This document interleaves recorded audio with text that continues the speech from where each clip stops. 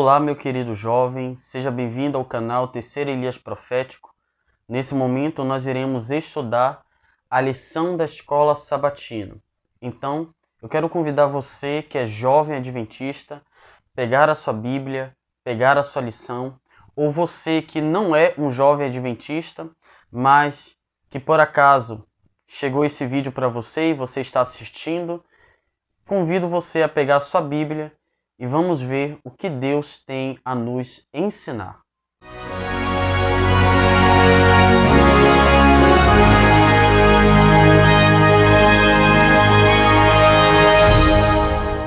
Vamos iniciar a lição de número 4, que vem com o tema Permaneçam em mim.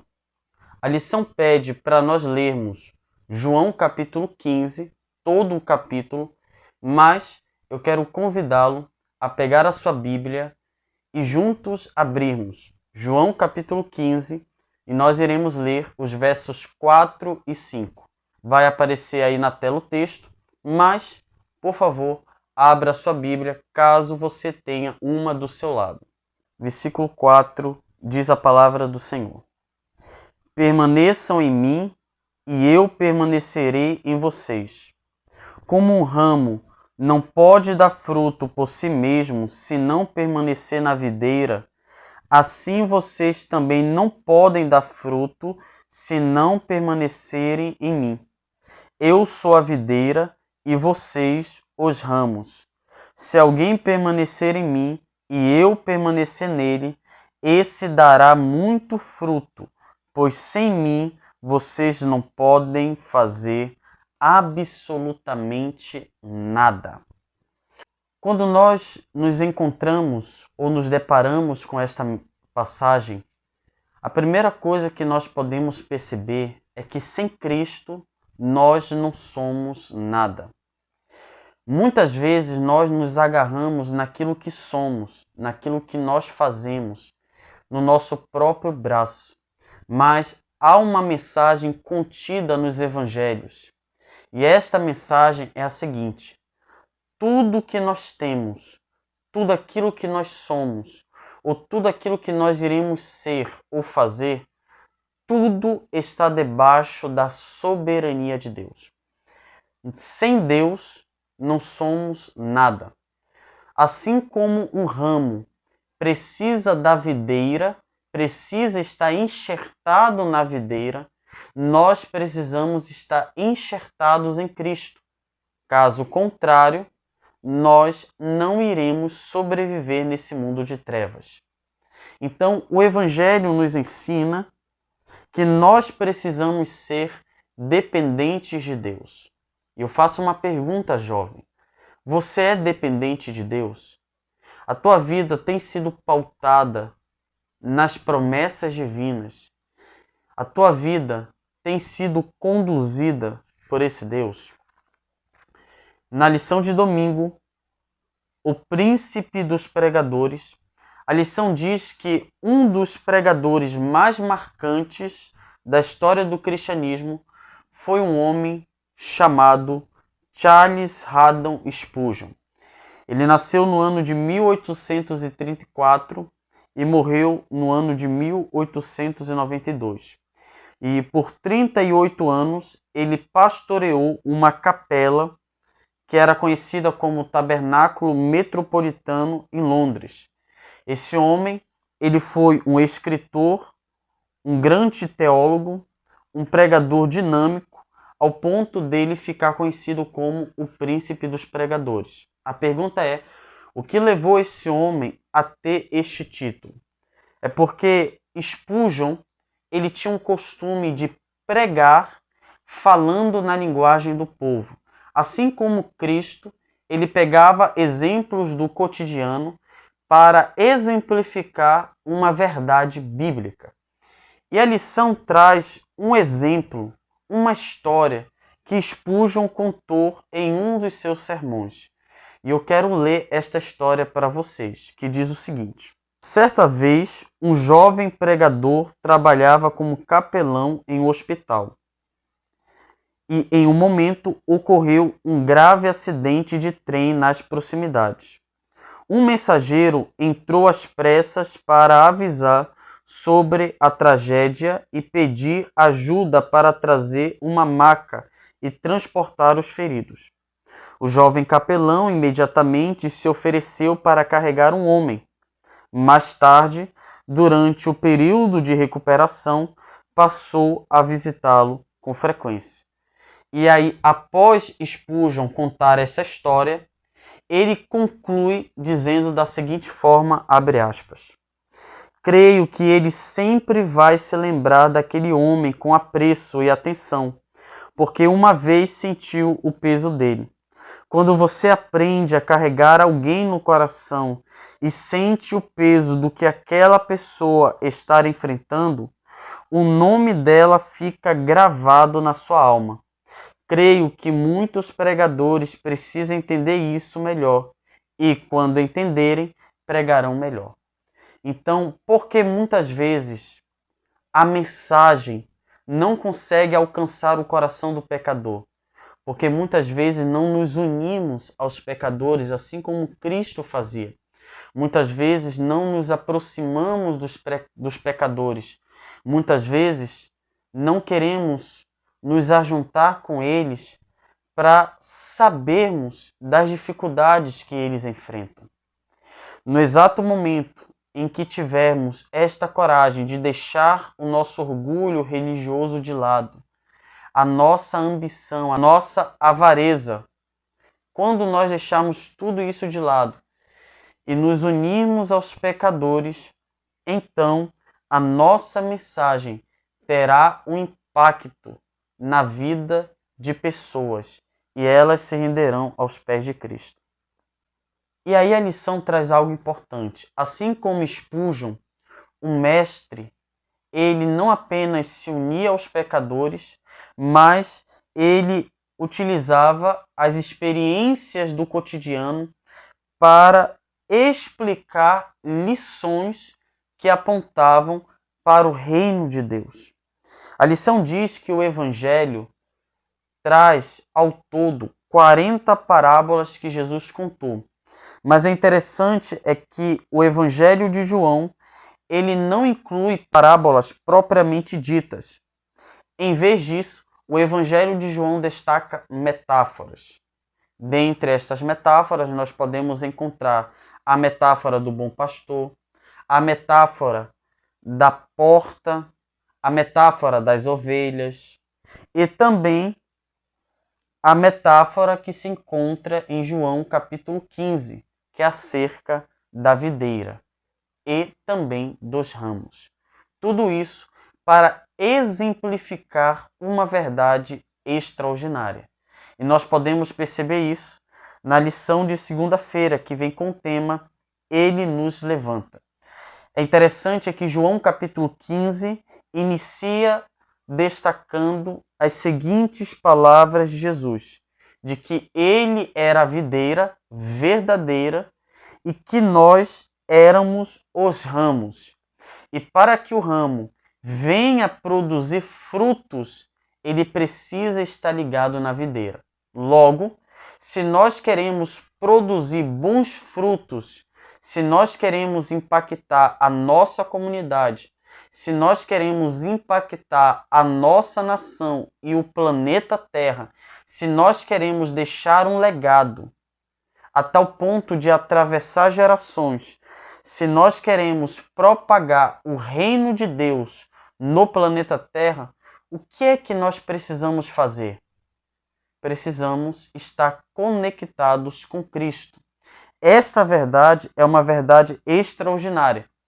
Cristo queria mostrar que, assim como o ramo depende da videira para extrair os nutrientes necessários para produzir frutos, nós precisamos estar ligados ao Messias, a Cristo. Nós precisamos permanecer nele.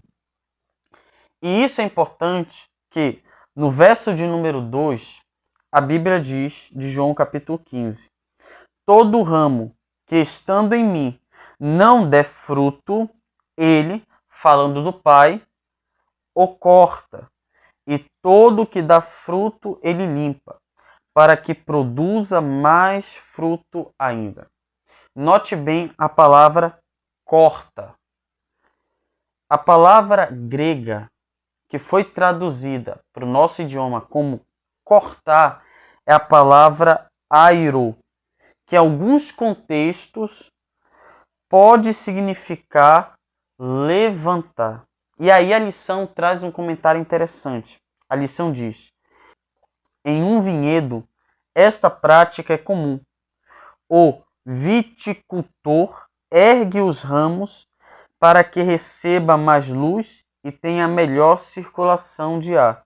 Com isso, a planta se fortalece e tem melhores condições de frutificar.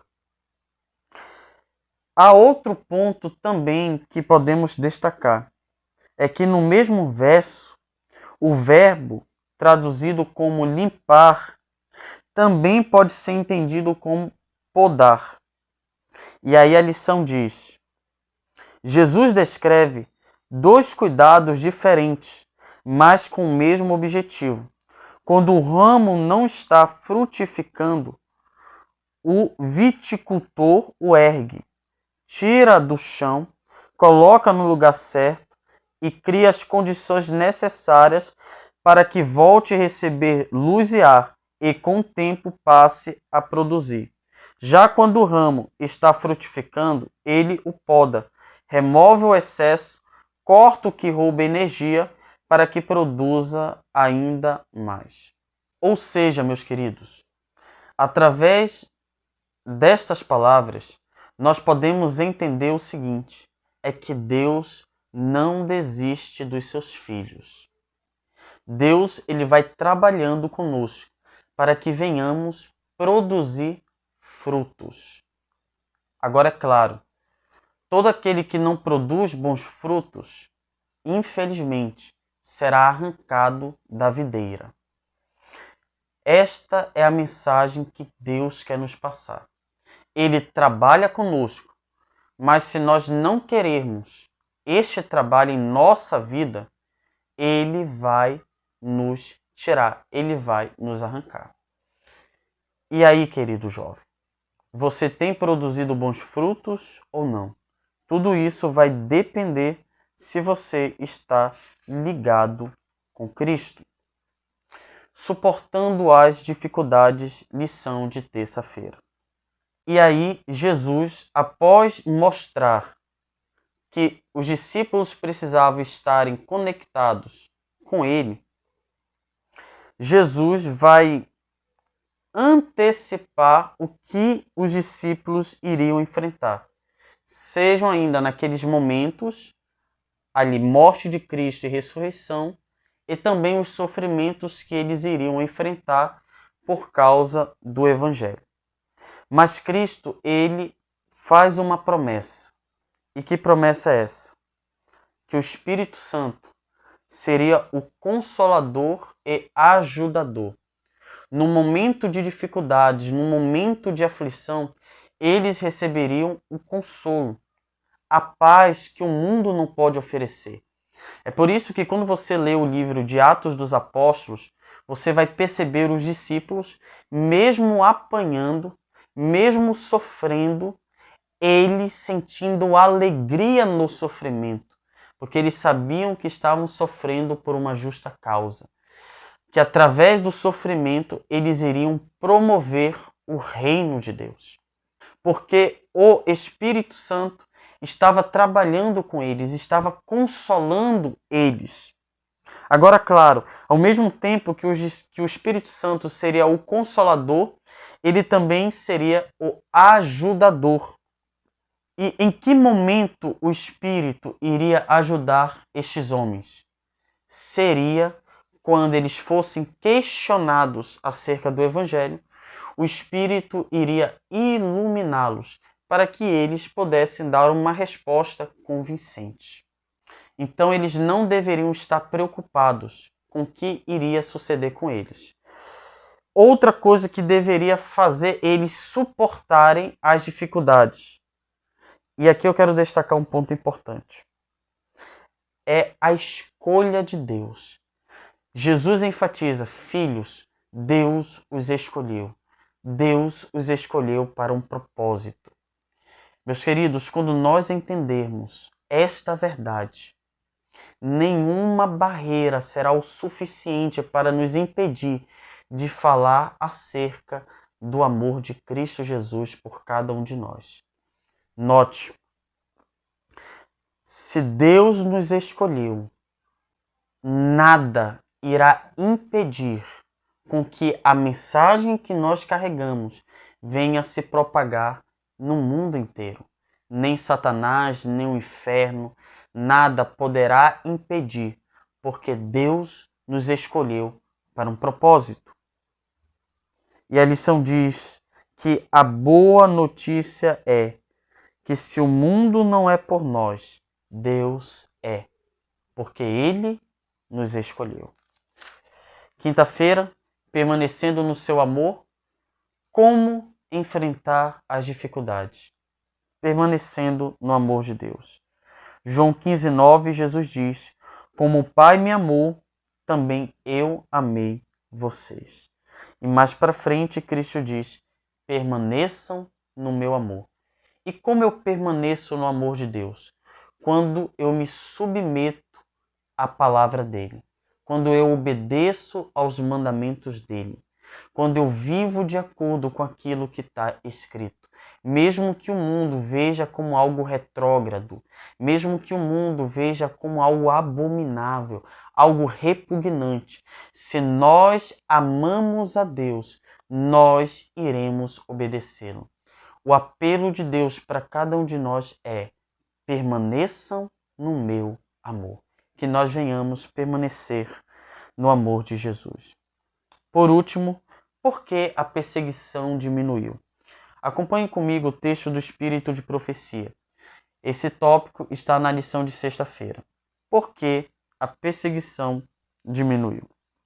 O Espírito de Profecia nos diz: o Evangelho apresenta princípios de vida que estão em total desarmonia com os hábitos e desejos das pessoas, e elas se erguem em rebelião contra ele. No exato momento em que nós pregarmos o Evangelho, e o Evangelho vai em confronto com as práticas mundanas, ímpias, más e perversas, qual será o resultado? Será a perseguição. Mas por que nós ainda não estamos sendo perseguidos? Porque ainda não conhecemos o amor de Deus e ainda não propagamos esse amor.